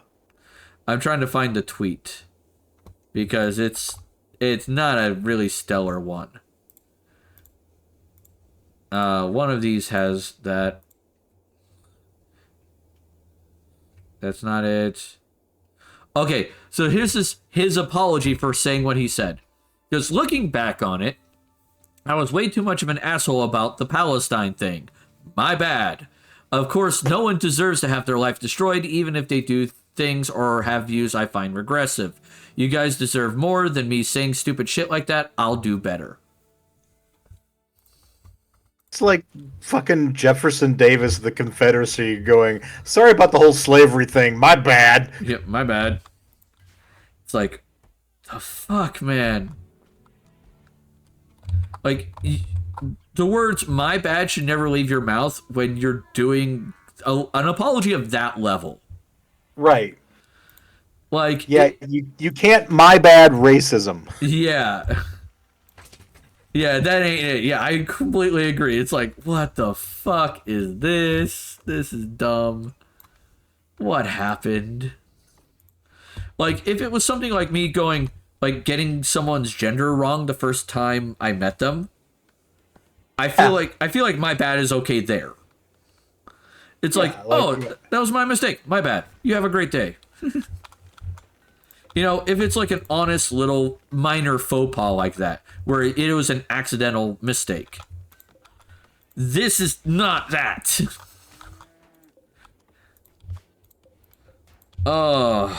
Like, it just blows my goddamn mind. I mean, from I've never really been a watcher of Asmongold. I have heard his name come up in a couple of contexts, but from my extremely limited view of this person, he's always been kind of an asshole. Is that, You are not inaccurate. It is. Okay. I have seen I've seen clips of him, and then I've watched full episodes of his stuff just to make sure I'm getting the right kind of mindset with him. And he is straight up a elitist prick asshole. Okay, so, nice to see someone like that actually face some consequences. To give you an idea, he plays WoW. That's his primary game that he plays. He makes it a point to degrade other people who play the game who don't have as many mounts or transmogs, which is cosmetic items to your gear, as he does. Right. Okay. And with the fact that he makes pretty much a living playing WoW, that's literally what it is being an asshole and playing WoW, he plays the game way more than most people do. Yep. So naturally, he has all that shit. Not to mention he has hundreds, if not thousands, of people who will follow him around and give him free shit just to get his attention. I mean, I remember him trying to play Final Fantasy XIV, and that's what kind of got my attention. Watching a few episodes of his, and I was just like, nope, you are amazing dick there. Holy fuck. We in Final Fantasy, we had a term for people who played WoW, who came from WoW to play Final Fantasy. We referred to them as WoW refugees.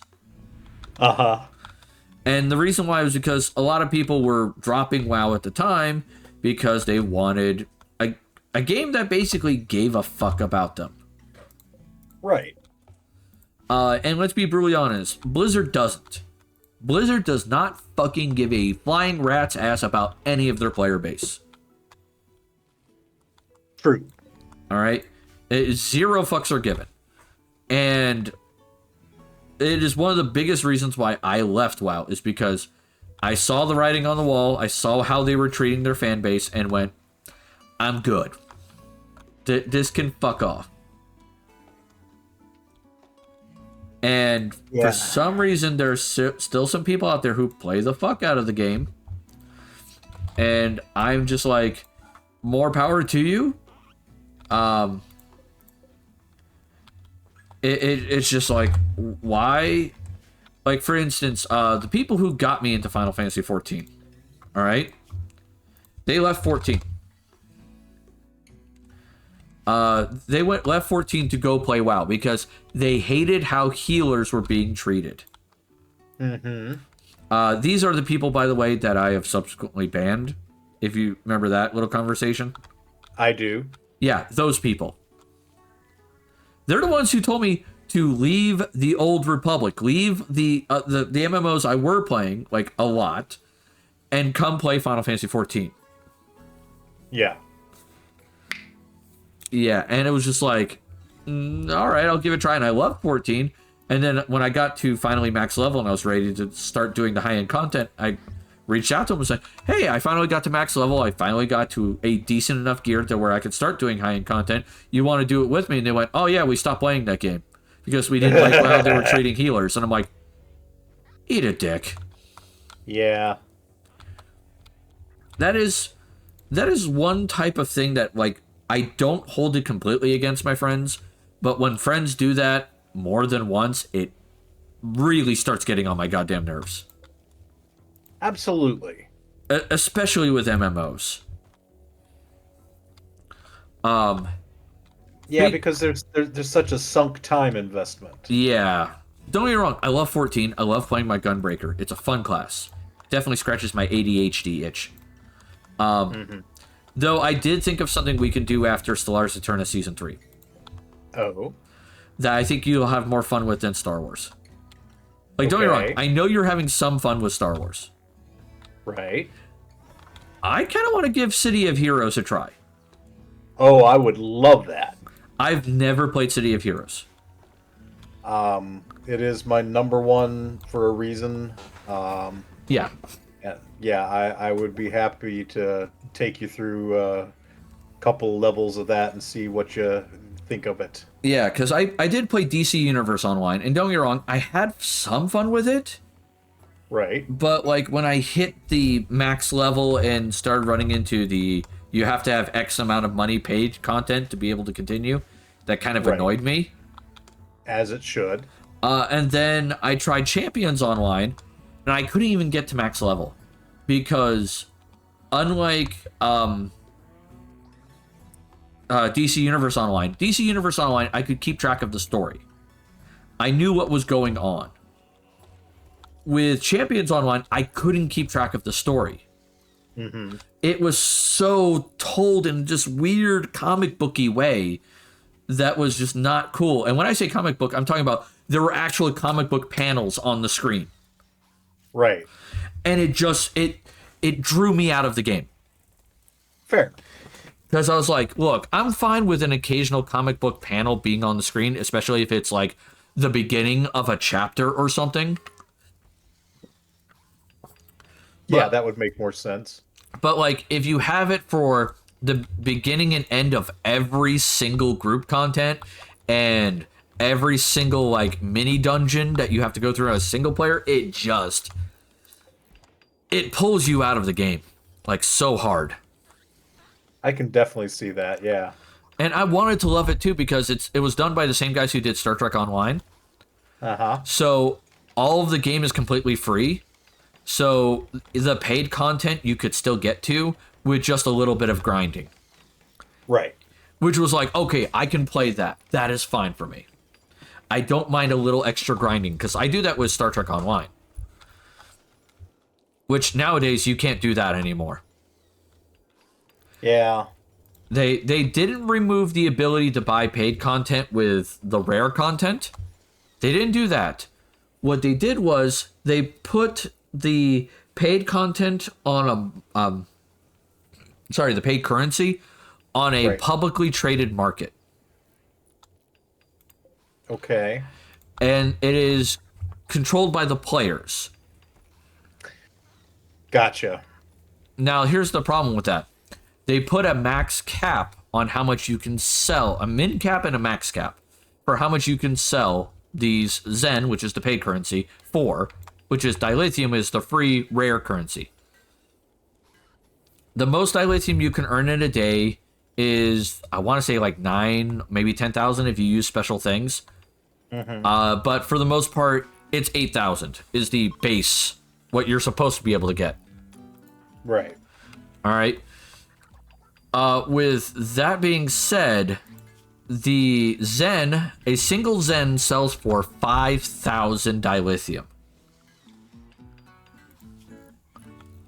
So an entire day's worth of work goes into one Zen. And it takes like 3,000 to 5,000 Zen to buy a ship. Yikes. Yeah.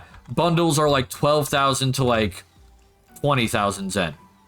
Mm-hmm. Now, I don't have to worry about this as much because one of the things I did, and Inquisition did the kind of the same thing back in the day. Star Trek Online has what's called a lifetime subscription. You pay, if you get on sale, like I did, I paid $150 for it. Right. Usually it's $300. But in return, your account acts like it has a monthly subscription, which normally costs $15 a month, or $12 or something like that, whatever it is. And you get 500 free Zen every month. Yeah. Which is kind of cool. Can't beat that. Yep, so, I mean, I don't want meals. Okay. So I want the raw food. Sorry. And I want the chocolate. And See, Wizen was intrigued by City of Heroes. Yes. Yes. Are you familiar, Wizen? Have you played it? Who knows? Maybe we get enough of our audience who gets into it. I guess we can make a league or a guild or whatever the fuck they're called in that game. Yeah, a superhero team. I forget is there another term for it besides? Well, no, teams are when you're like your battle group. Gosh, what is the term? I wouldn't be surprised if it was League. I would honestly expect it to be League. It might be League, yeah. Yeah, just to be the whole, we're the, Justice League. Yep, yeah, I get it. Hey, complete a Thor, more fun in the colonies. Oh yeah, we're having a blast. Can't stay around. I got my anniversary dinner. Dude, go. Gibbon. I believe it's Supergroup. Supergroup. Okay. Gibbon, go to your anniversary dinner. You can keep it tab. I'm fine. Life and wife are more important than this damn stream. Go make your wife happy. Go. Yeah, it's Supergroup. As the Germans would say, happy life, long life. Happy wife, no knife. No knife.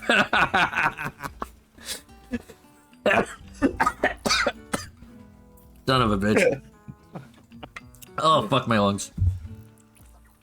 Oh, hunter lacks suitable weapon. Oh, that's right. You are a hunter. Da, da, da, da. Great bow. Yeah, I mean, talking a little bit about City of Heroes while you're working on some of your stuff. You can team up to 8 characters at once for most content. There are like super raid type things where you have multiple teams going, and that's what they call a league. It's essentially a set of teams for certain in-game content. But yeah, folks were interested. We could definitely scrape up a super team. And what I've always really loved about City of Heroes that I didn't feel like other MMOs did very well is it feels like solo play in City of Heroes is just fun and rewarding, and you don't need to team up. Now, there are task force missions that do require teams, but you have so much content for the solo player that you really don't have to team up at all unless you want some of the highest level in-game stuff to modify your powers. Those actually are, I think, locked behind like raids, team ups, that sort of thing. But yeah.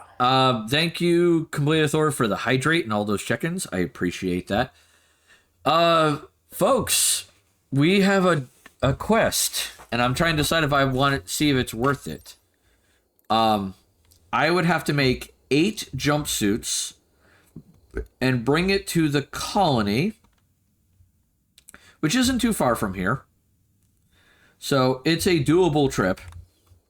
And jumpsuits, do I have jumpsuits? No, I don't have them on here, so give me a second. What would it take to make? Yep. Make a jumpsuit. 80 cloth per jumpsuit. 80 fabric or leather.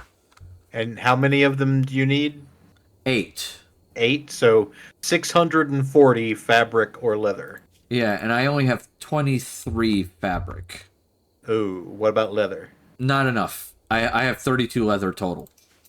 Okay, so it doesn't sound like you currently have the stuff to make it. Yeah, but I have 6 days to try to do it. And cotton's partially grown. It's not great. I wonder if my how long until you deliver? 12 days, so no, not long enough. Never mind. All right. I was going to say I could jump in and maybe send you some cotton. I mean, it's honestly, is it worthwhile is the question. Like, if it's worth, because it is a Yatakin, so they're really good at being in cold environments, which is not where I live. So this guy will be sweating all the time. The Yatakins are basically furries. They're big, furry, angry people. So if you complete this quest, this guy would join your colony, basically. Yeah. Either that or I can get a Psylink Neuroformer, which is basically giving someone psychic powers. Okay. Now, he's good at melee. He has a double passion in that. He's at construction, but he has a double passion in that. He's good with animals, but that's mostly because of his Yatakin genes. He's okay. He's capable of crafting, and he's an elect. I really don't think he's going to be that helpful.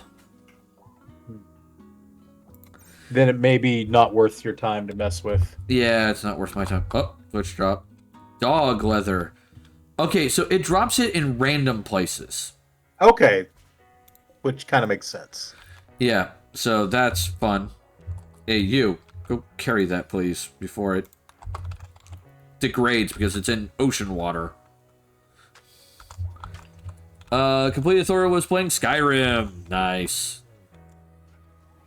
Jeez. Another fun thing, though, that's been happening recently in my house is my daughter Rose has apparently been learning about Trazen the Infinite. Yeah. Oh yeah, that has been fun. Cause for those of you who don't know who it is, imagine a Egyptian Terminator robot guy who has lived for longer than you could possibly fathom. And he's decided to take his eternity and use it to make a museum. And in order for him to make his museum and everything that goes into it, oh shit. I didn't want to do that. That's not what I wanted. See, I like to think of him as Carmen Sandiego, but the Terminator. Yeah. But he will straight up 5-finger discount everything. Like, that's what he does. He's Warhammer's most memeable thief. Yep. And I will say GW did a great job in designing him for another reason. Because you can't permanently kill him. Because every time you think you've killed him, it just melts into one of the drones, and then suddenly the spaceship behind you, there's alarms going off and a spaceship's flying away. It's like, wait, what? Not to mention, if he ever fails at stealing something consistently enough, he just goes, I'll wait 500 years. Like, I'll go do something else for 500 years. I'll come back. And your kid will be in charge, and I guarantee they won't be anywhere near as competent as you are. Like, fuck that. Oh my god. So what we're waiting for with the multi-analyzer is gold. We need gold. Ay, okay, that'll be coming sometime in the near future. Uh-oh, raid! What do we got here? Bottles, shotgun, smoke grenades, shotgun. Oh, that's no bueno. What we got here? Oh, one guy by himself. Grenades. Oh, that's fun. What are those? Smoke grenades. Pistol. Wait, if that's smoke grenades, then what the fuck were these grenades up here? Shotgun. Flash grenades. Oh, because, stunning my people will go great. Alright. Put you on escort duty. And I feel like you could probably take care of those two down there. With the aid of AP, I think. Alright. And then you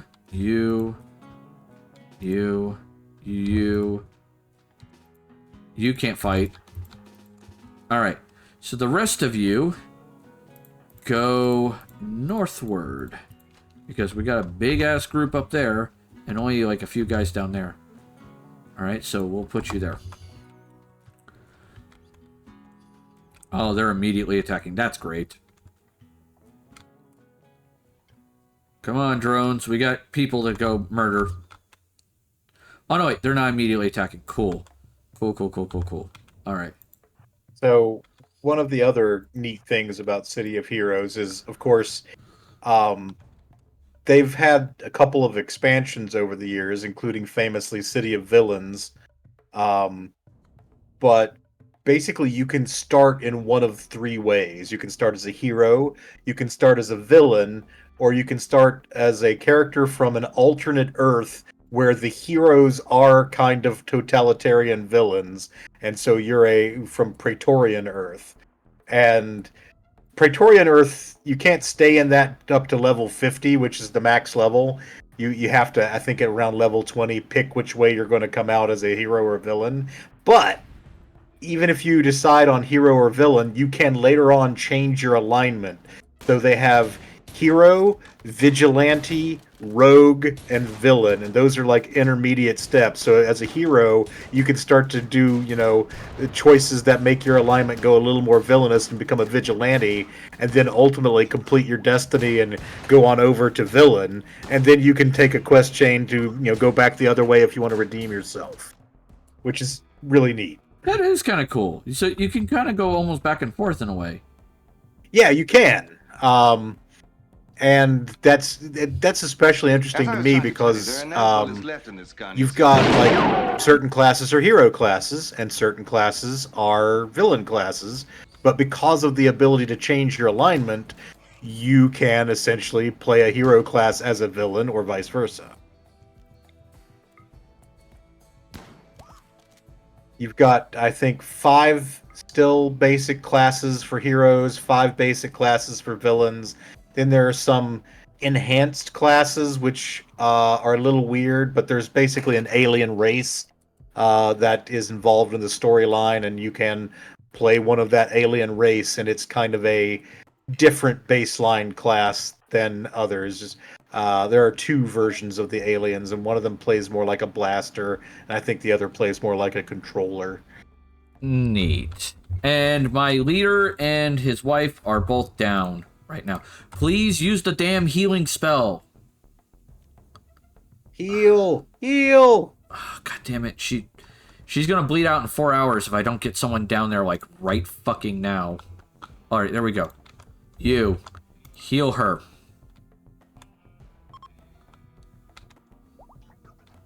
Alright, you. Heal him. There we go. Woo! Alright, thank you, fucking Christ. Oh, that was disconcerting slightly. So, what kind of MMO roles do you favor, generally speaking? Most MMOs, I tend to favor tank. Alright. I tend to be the tank. So, in that case, in City of Heroes, your hero choice would literally be tank. Or tanker. Which, your primary powers there are resilience, and your secondary power is usually melee damage of Fair some enough. sort. And then on the villain side, your closest one is the brute class, which is offense primary, defense secondary, but you have a rage meter mechanic that essentially the more you're getting hit or hitting things, the more powerful your attacks get, which is great. You don't have quite the same ability to hold aggro as the tanker does. That's the tanker on the hero side special ability. Like, they just draw aggro like nothing.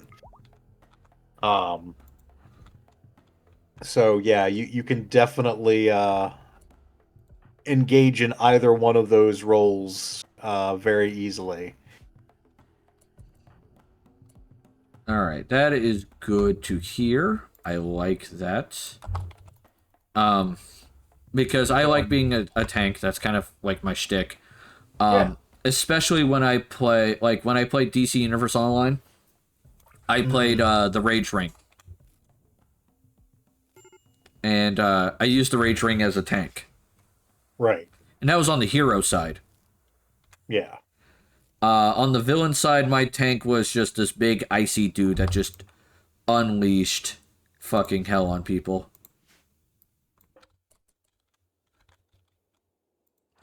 Yeah, alright, let's see if we can deal with these assholes, because that one in particular needs to go down. Yeah, so your classes are Blaster, which is long-range damage hero. You've got Brute, which is the villain, who is a melee damage character, but also pretty tough. You've got the Corruptor, which is kind of long range damage mixed with some debuffing. You've got Defender, which is a little misleading because Defenders can be healers, they can be buff characters, or they can actually debuff enemies, but it's all about making your team take less damage. You've got Dominators and Controllers, which are basically the hero and villain version of like so-called mez effects, your holds, your stuns, your sleeps.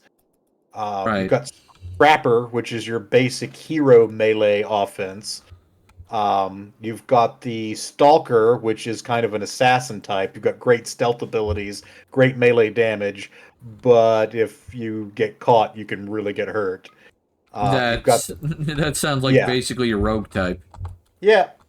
You've got the Tanker, which is of course the tank for the hero side, and then you've got the Mastermind on the villain side, which has some defender-like abilities, but their primary power set is some set of minions. And I actually really love Mastermind because like there are different minion types that you can have.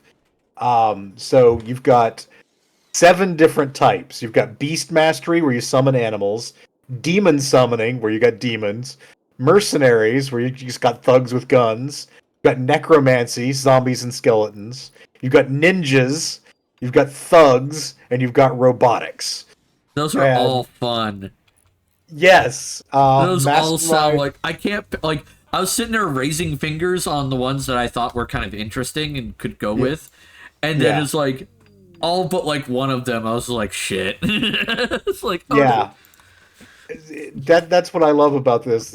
It's just such a great set of stuff. Uh, Oh man. Yeah, so every character in City of Heroes has a primary power set, which is the one you get the most picks from, and the one that, influences your character the most. You also have a secondary power set. Usually one of the other is going to be offensive, the other will be, defensive. You also have access to ancillary power pools, which are basically like little late game enhancements that let you do specific things a little better. You have patron powers, or basically patron powers. We have powers themed around one of the iconic characters, and then you have the various power pools, which are like flight, like your travel powers. But you can have one that's like leadership. Leadership is one that you could use, and if you're a mastermind, leadership might synergize very well. Yeah, well, I mean that makes sense. I mean, why do the fighting? Yeah. You have goons for that. Yes. I think the only mastermind I ever played was, I want to say he was a force field robotics mastermind. Okay.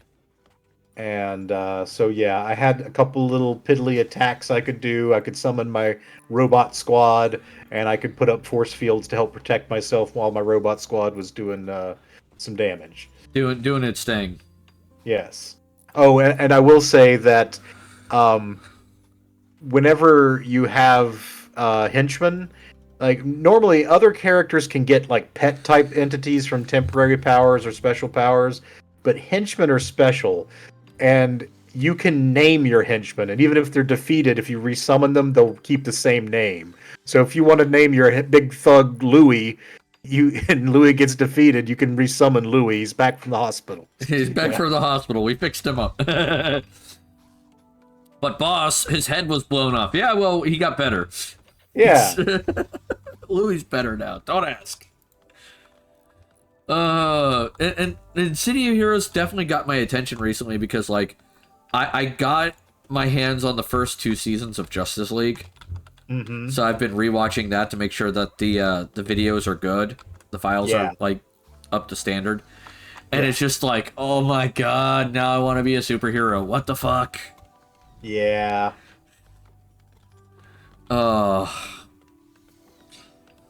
And surprisingly, a lot of people thought that Flash was my favorite Justice League member from the first show. Uh-huh. Because I've talked to a couple people about it, and they're like, "Oh, you're definitely a Flash guy." I'm like, "No."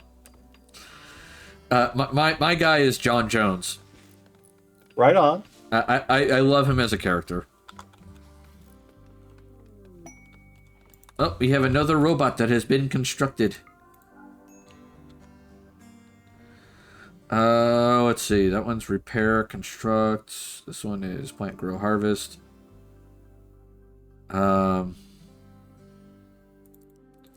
Yeah, we'll do this.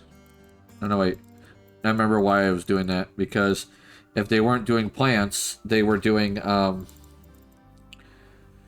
cleaning. So that way we got this place more clean.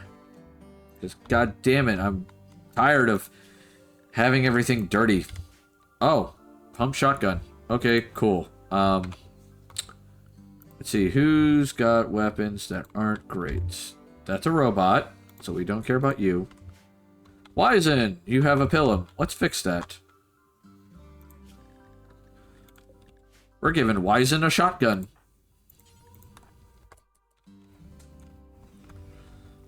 He's a healer with a shotgun.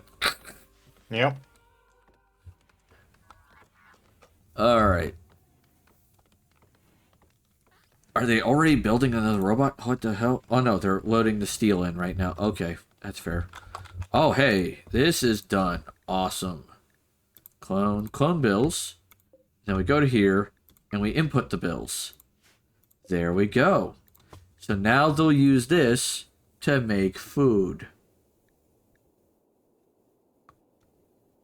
Oh, wait, there's times 8s, aren't there? No, it's bake. It's simple bake, fine bake. I don't have bakes because I don't have flour. Can't do flour. Okay, that works. Yeah, you're armed. He is considered armed and dangerous. Alright, what our weapons are there? We got a Pila. Okay. So, robot, you get a Pila. Oh, boy. Just as a heads up, we're about 8 minutes till 9. Yep. Alright, so before while I let this keep running, I'm going to share the follower, aka the Tavern Visitor raid message. So if you're one of my visitors, please use that raid message. If you are one of my Tavern patrons, aka subscribers, please use the following raid message. So there is that. I forgot to do that last time, and I was like, shit, I knew I forgot to do something. Oh, excuse me. I almost went one whole stream without that. I couldn't let that happen. Yeah, apparently not, asshole. Damn it. Lulled you into a false sense of security. Yep. No face huggers today. Yeah, no face huggers today.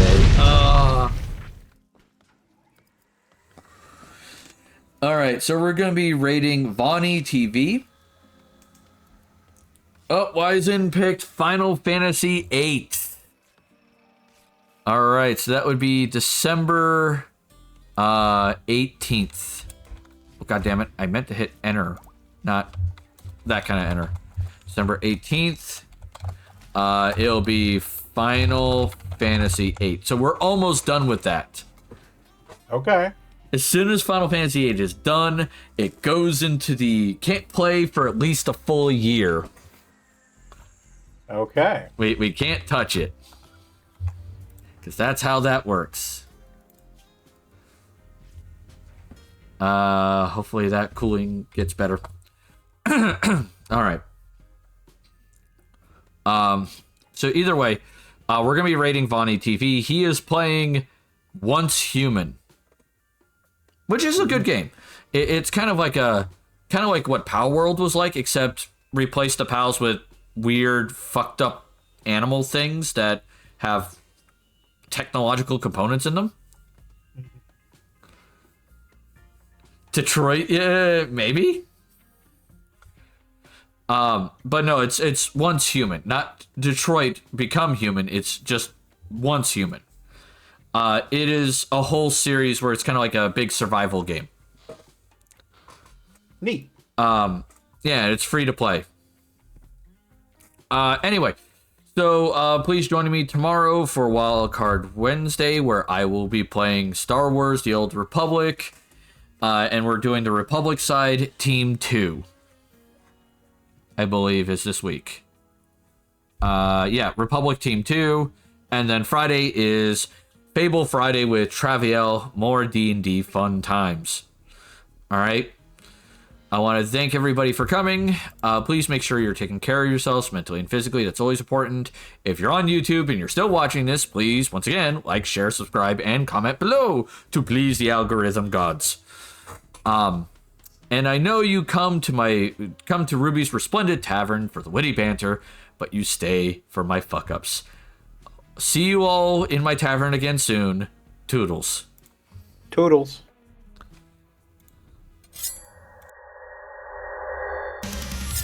Shadows cover stars, wicked night, cloaked in black red eyesight.